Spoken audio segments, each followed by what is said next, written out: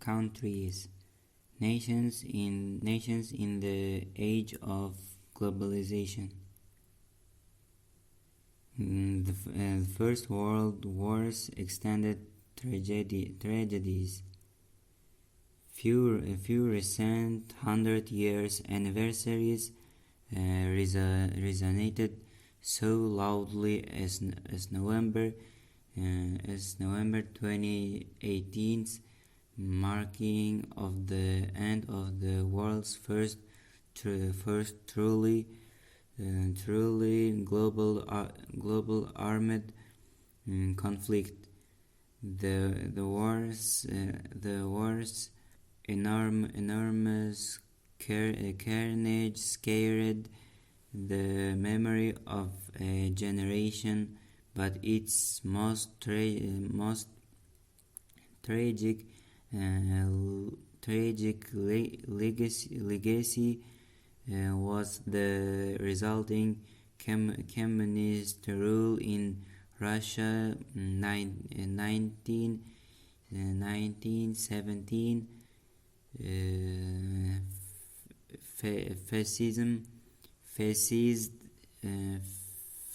Fascist rule in Italy 1922, and Nazi rule in Germany 1933. Those developments led to the Second World War, which killed even more people and left direct and indirect legacies, including NATO vs Russia and a divided Korea that still trouble our lives.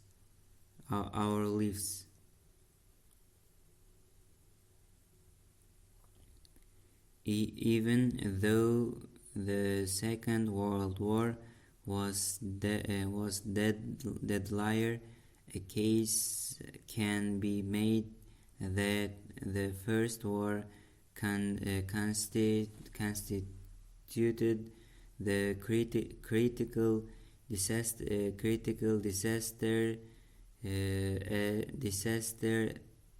as it gave rise to so much of what followed. True, the Second War deployed far greater advances in destructive power, including the fastest fighter planes ever powered by reciprocating engines, enormous four-engine bombers, and the B-17 missiles,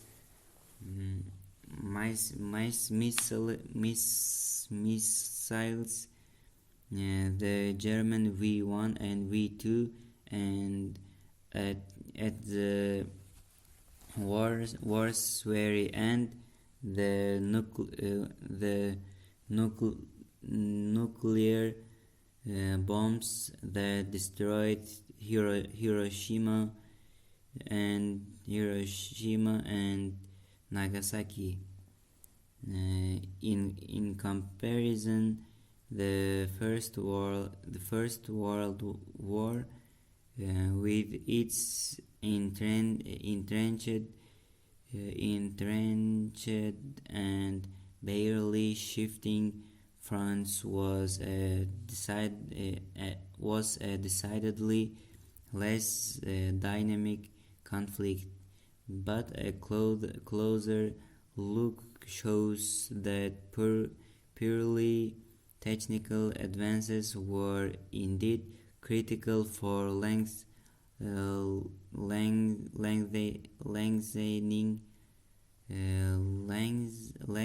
lengthening its duration and adding to its death toll. Leaving aside the use of poisonous gases in combat, never repeated on such a scale. Several key modes of modern warfare were developed and even perfected during the earlier conflict. The first diesel powered submarines were used on long forays to attack convoys of merchant ships. The first tanks were deployed in combat. The first bombing raids using both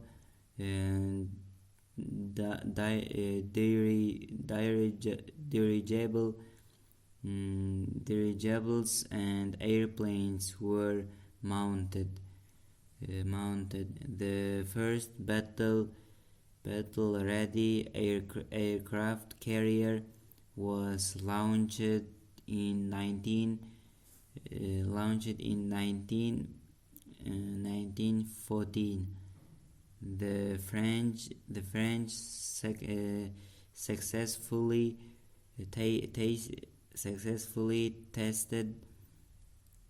tested portable transmitters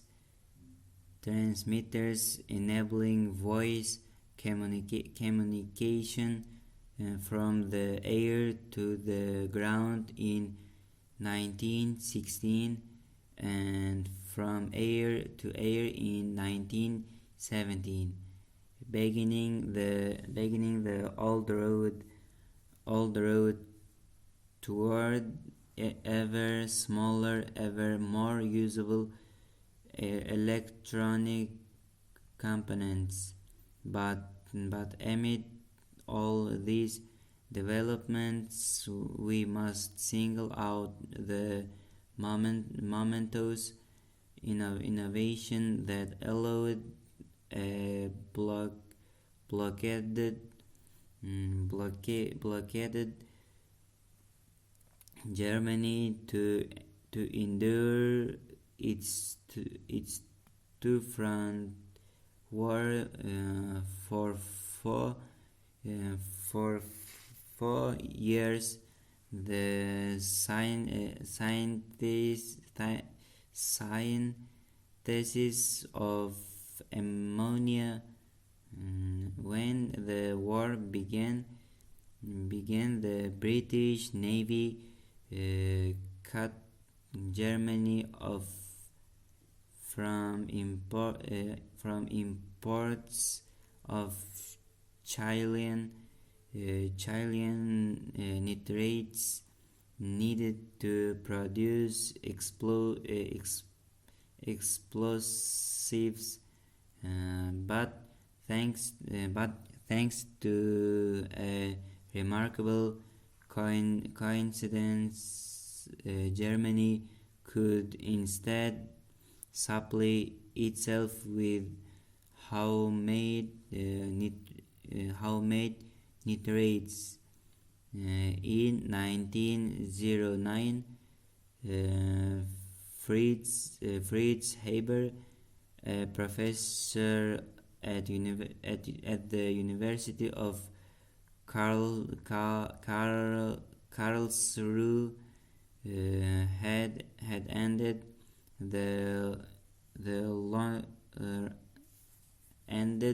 the long-running quest for synthesizing synthesizing ammonia from its elements, nitrogen and hydrogen were combined under high pressure and in the presence of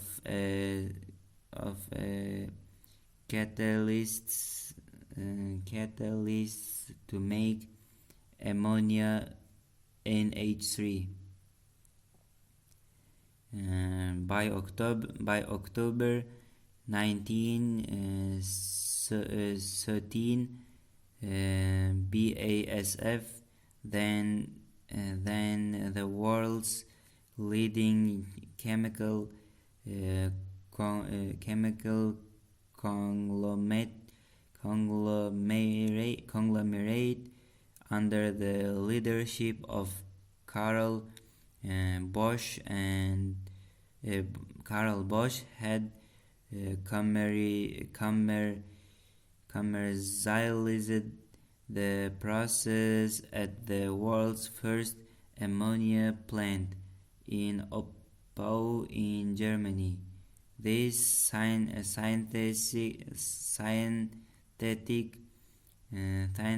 synthetic ammonia was to be used in the production of such solid fertilizers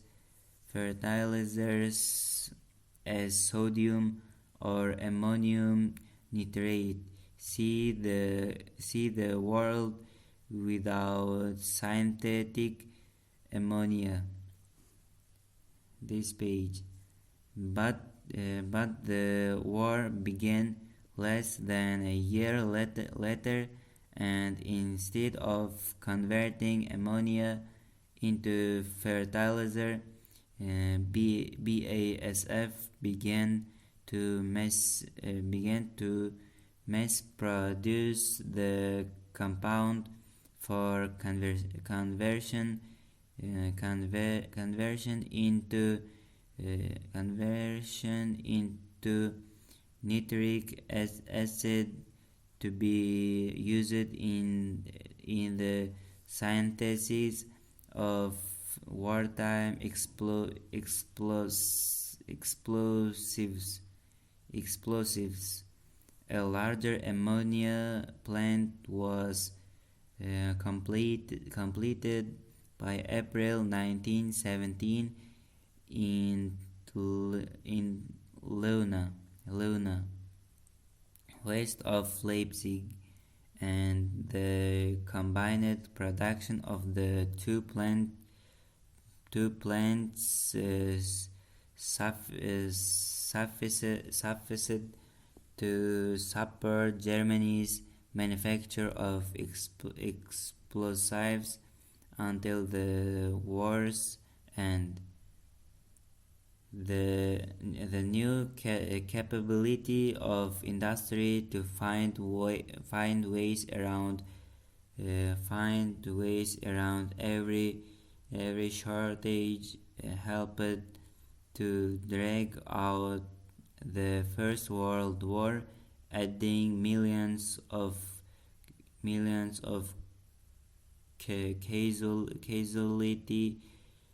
casualties. This terrifyingly modern development belies the war's primitive image, framed as it so often is by prolonged stalemates in muddy trenches, and it paved the way to even greater carnage a generation later.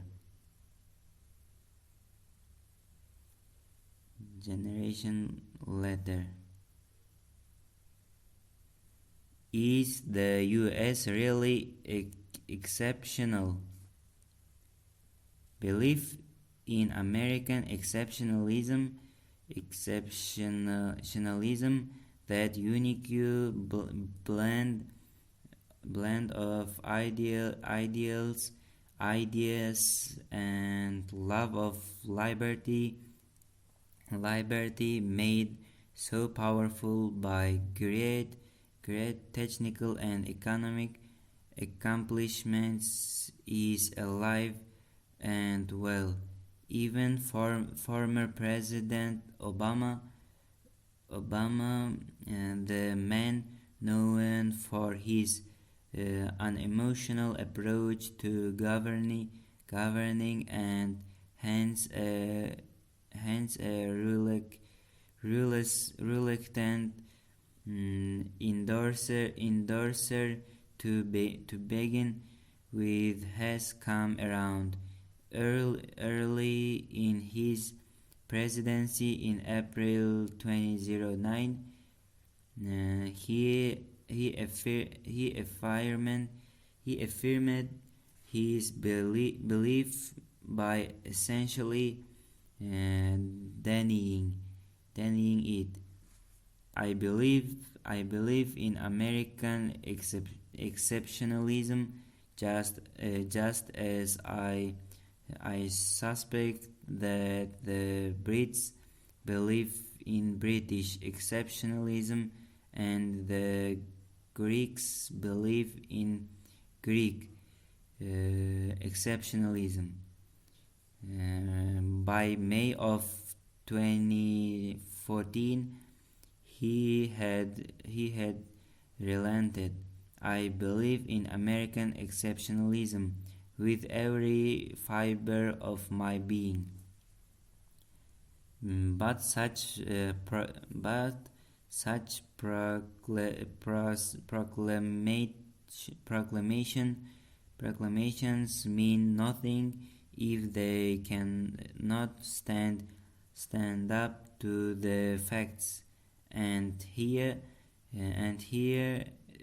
what really matters is not the size of a country's gross domestic product, or the number of warheads or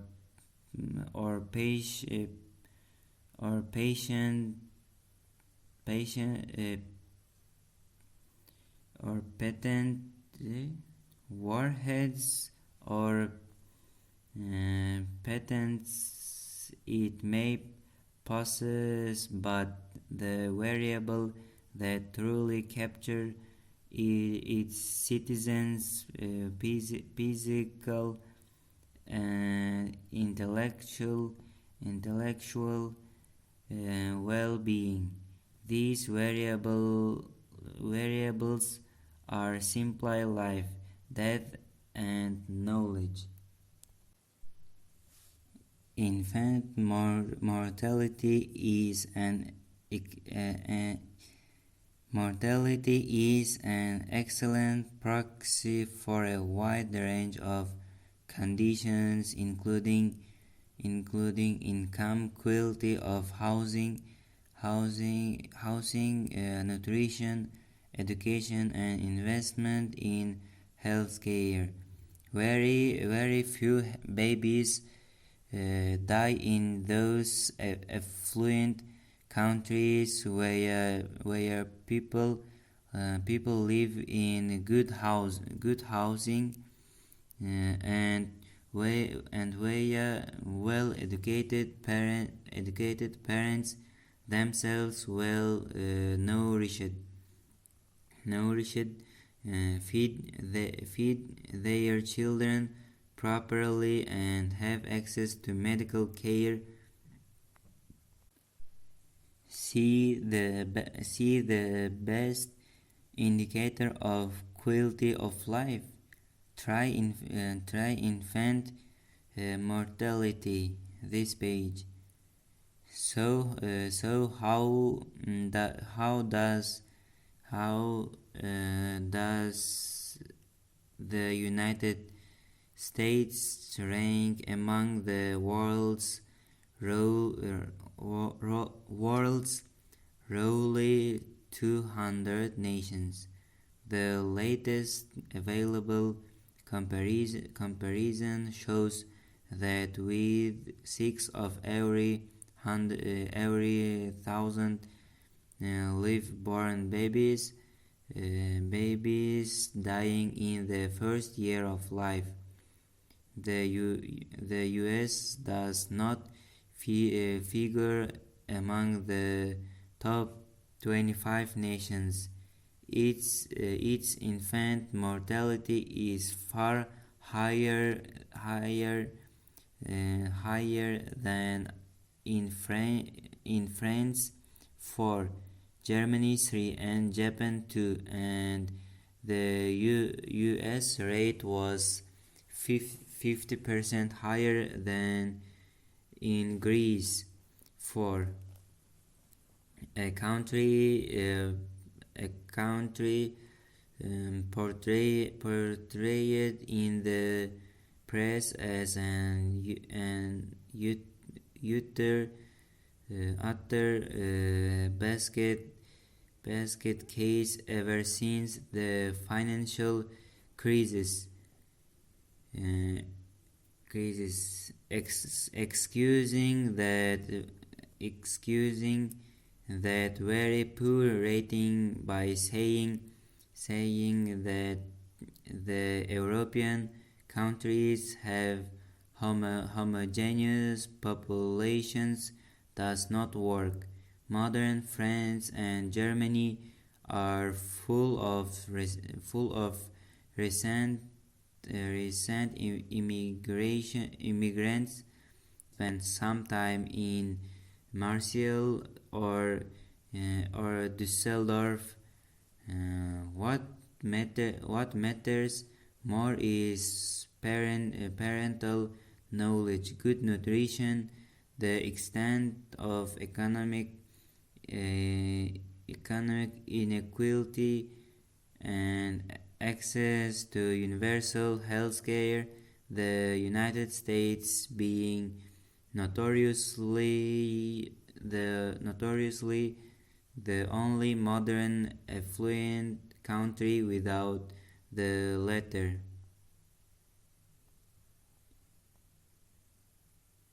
And looking at the journeys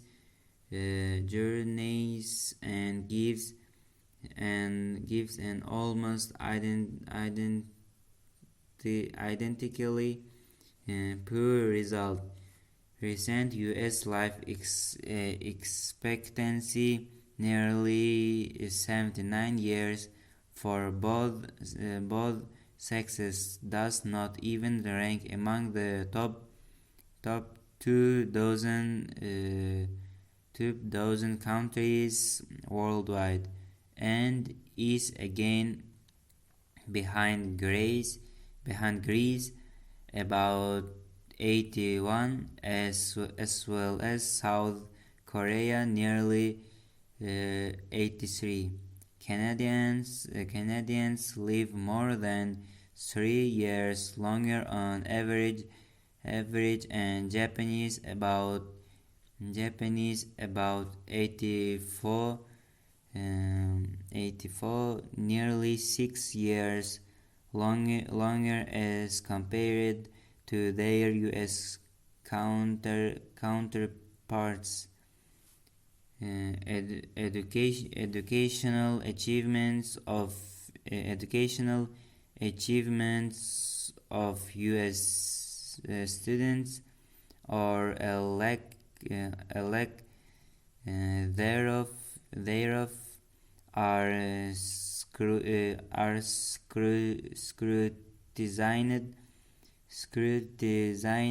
with every new edition of the Organization for Economic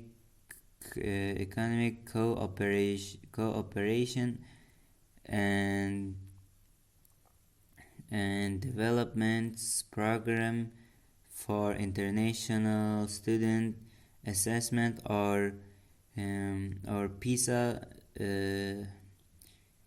The latest results 2018 for 15 years old show that in math the United States ranks just below Russia, Slovakia, and Spain, but far lower than Canada, Germany, and Japan. In science, U.S. School children place just below the mean PISA score. PISA score 497 versus 501 in 501 in reading. In reading, they are barely above it, 498 versus 496, and they are far behind all the populous affluent Western nations. PISA, like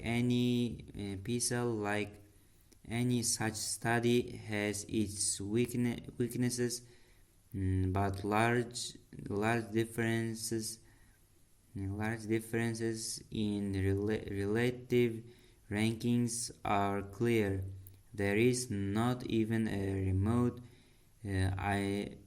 remote indication of any exceptional U.S. educational achievements.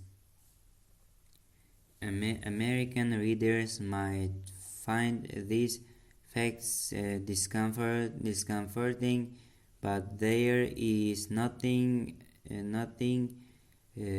arguable about them. In the United States, babies are more likely to die, and high schoolers are less likely to learn than their counterparts in other affluent countries.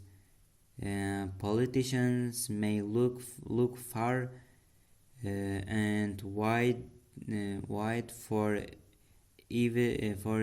evidence of American exceptionalism, but they won't find it in the numbers where it matters. Why Europe should be more pleased with itself. On January 1, 1958, Belgium, France, Italy, Luxembourg, the Netherlands, and the Federal Republic of Germany jointly formed the European Economic Community (EEC) with the aim of economic integration and free trade within a customs union. Although the immediate goals were explicitly economic, the EEC's aspirations were always far higher. In the founding document, the Treaty of Rome, the member states declared their determination to lay the foundations of an ever closer union among the peoples of Europe and to ensure the economic and social progress of their countries by common action to eliminate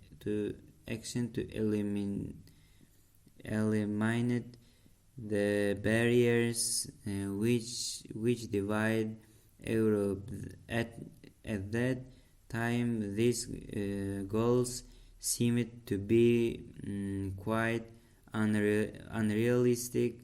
Europe was divided not only by national prejudices and economic inequalities, but also uh, most fundamentally by the Iron Curtain, which ran from the Baltic to the Black Sea, with Moscow controlling the nations to the east of it. That Soviet control was reassessed after the failure of the Prague Spring in 1968, as the attempted Czechoslovak reforms ended in the Soviet invasion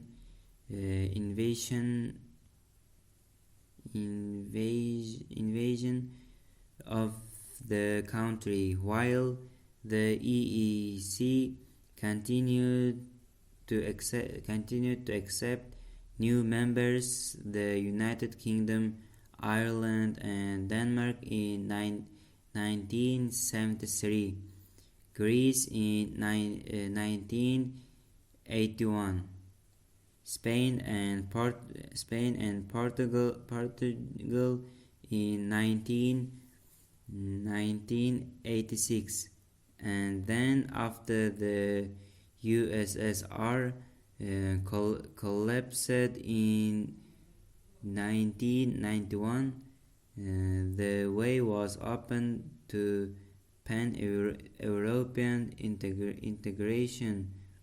In 1993, the Maastricht Treaty established the European Union. In 1999, a common currency, the euro, was created, and 27 nations now belong to the Union.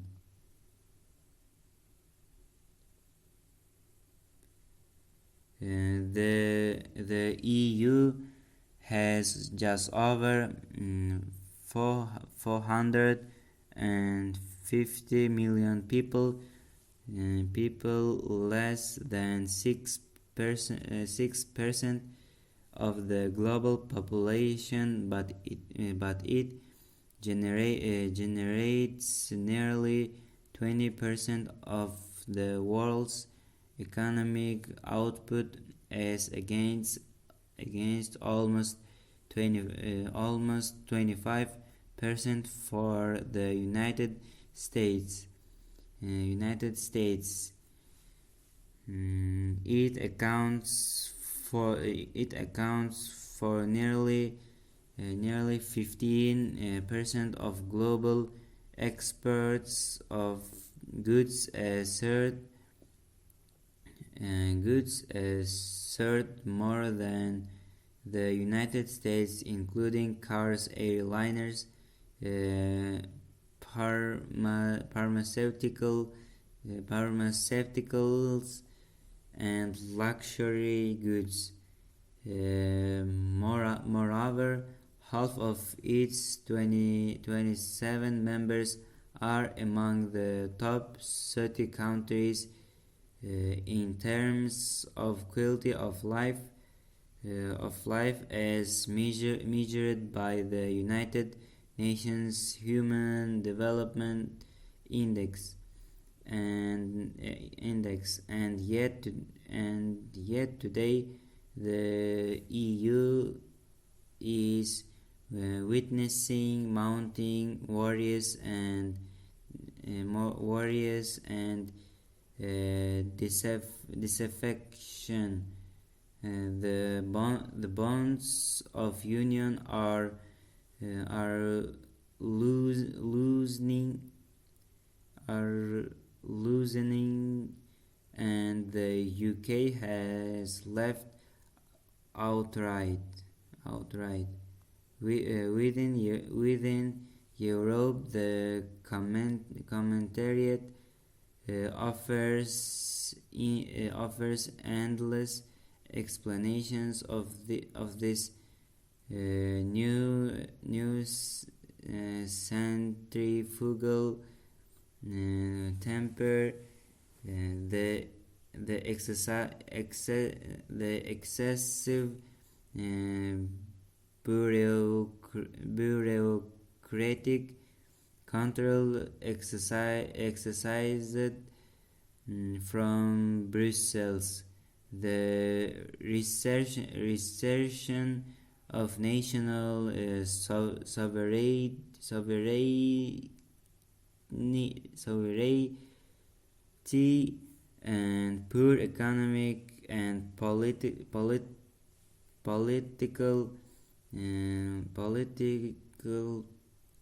choices, notably the adoption of a common currency without common fiscal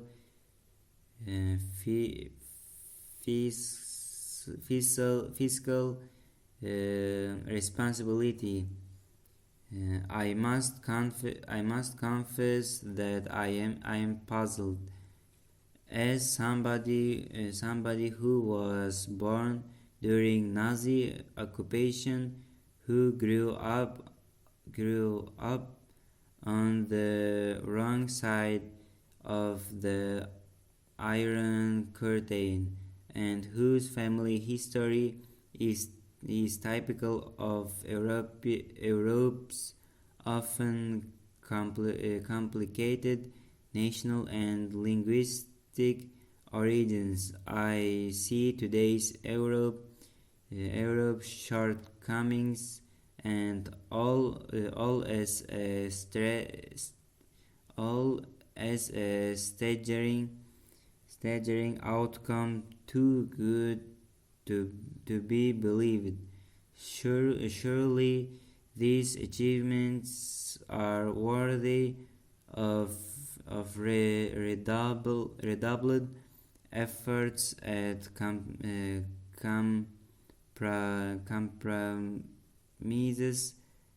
compromises to reunite it. Instead,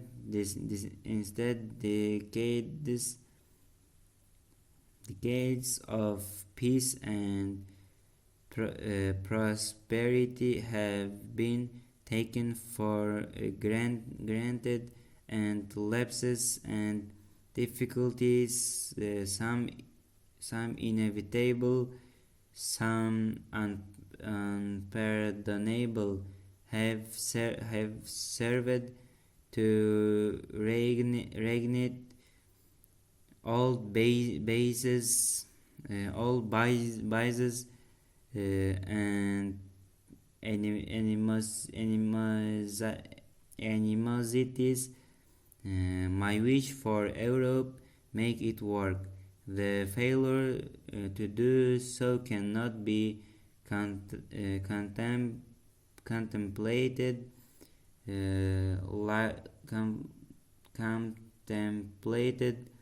lightly.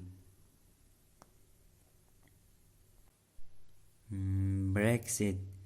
Realities that matter most will not change. What will really be different in the post-Brexit UK? Of course, much has already changed during the unexpectedly uh, protracted run up to the event, and what has taken place can be best described by using the words the English language gained thanks to the last successful invasion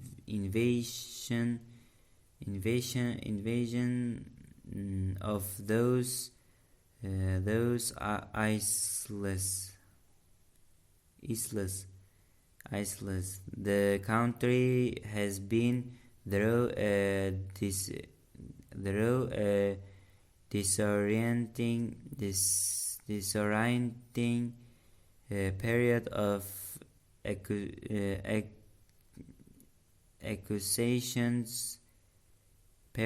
accusations, acrimony, condemnations, and delusions, falsifications, illusions, recriminations, and tested civility. But what will really change 5 or 10 years down the road as far as the fundamental determinants of the nation's life are concerned? First things first, we all have to eat, and modern societies have been extraordinarily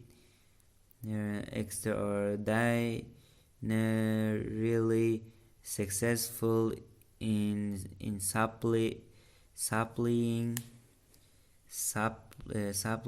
an unprecedented variety of foodstuffs at a generally affordable cost.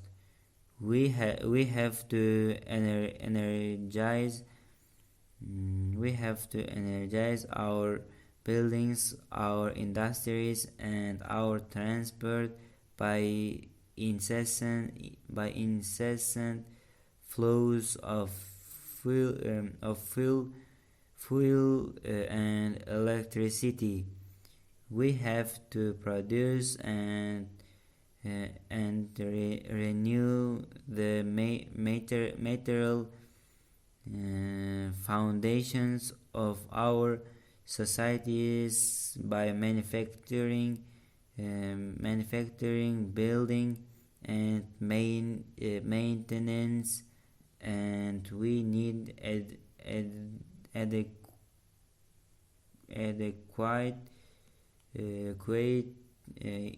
infrastructures, schools, health and elderly care, to educate people and to care for them in sickness and old age. Everything else is secondary. On all of these scores, the accounts are clear. The UK has not been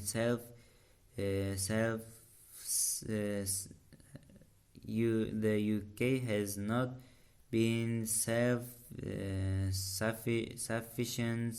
sufficient in food production for a few centuries, and its dependency on dependency on imports has doubled doubled from about 20% in the early 1980 80s to 40% in recent years, and in the short term nothing short of draconian food rationing and no fresh produce in winter can significantly reduce this import dependence. Three quarters of British food imports come from the EU, but Spanish vegetables growers and Danish bacon producers will remain as eager to ship their products as the British consumers will be to buy them, and hence there will be no demand destroying taxes or pricing.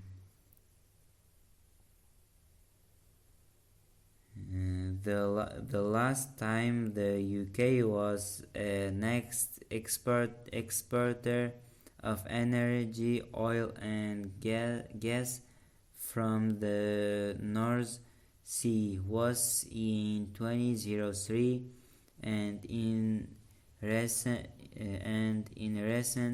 years the country has been importing 40% of its primary energy, natural gas above all. Again, no major shifts will take place in the near future, and the well supplied global energy market will assure the continuation of affordable import prices. And the UK once the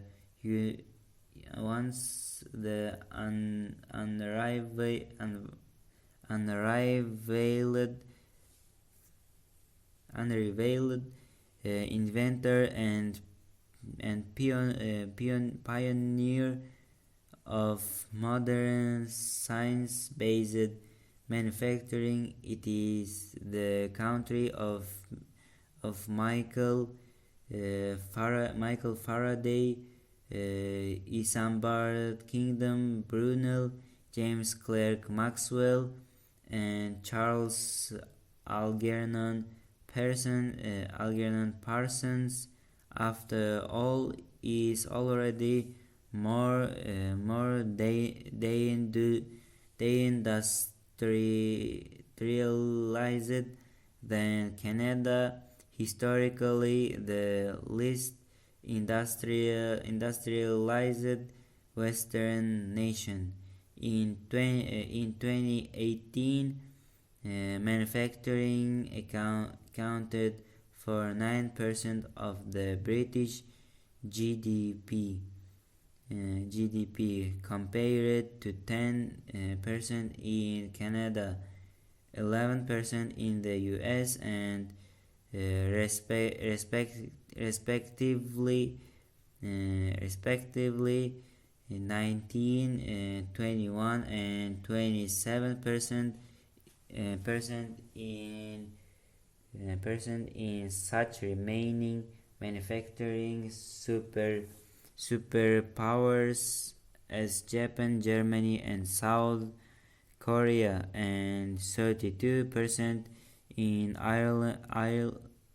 in Ireland, whose share now beats even China's 29%. Yet again, no overnight switch in political arrangements can turn this historic tide. Much as in the rest of Europe, the UK's modern education provision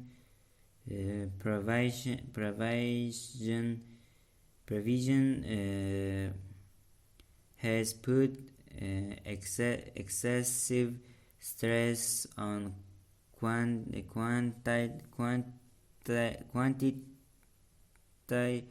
Our quality its healthcare system labors under many much studied constraints, easily illustrated by a stream of reports about our overwhelmed National Health Service employees and our burdened hospitals, and its aging population will require more resources.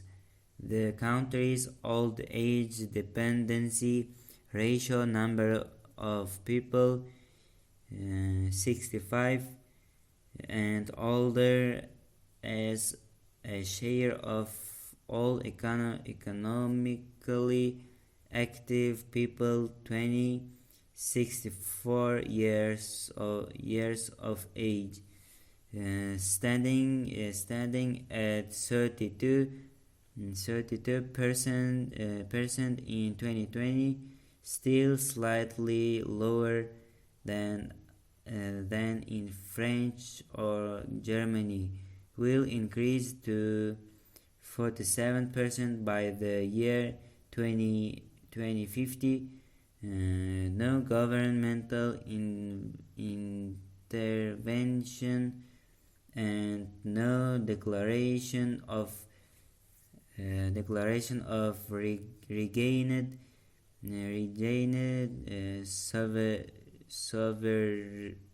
sovereignty and severance from the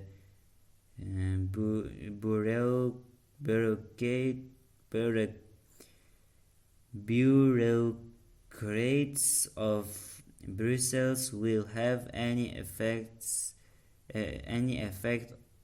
on this inexorable process. Given these fundamental realities, a rational observer must wonder what tangible differences, what clear benefits could any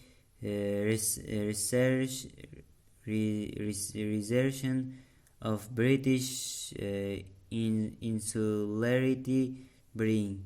False claims can be painted on buses, extravagant promises are easy to make.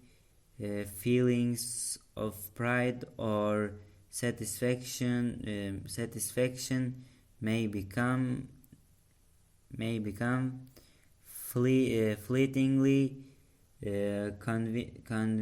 convincing, but none of those intangibles can change what the UK has become: an aging nation, deindustrialized and worn out country whose per capita GDP is now just over half of the Irish mean, something that Swift, Gladstone, or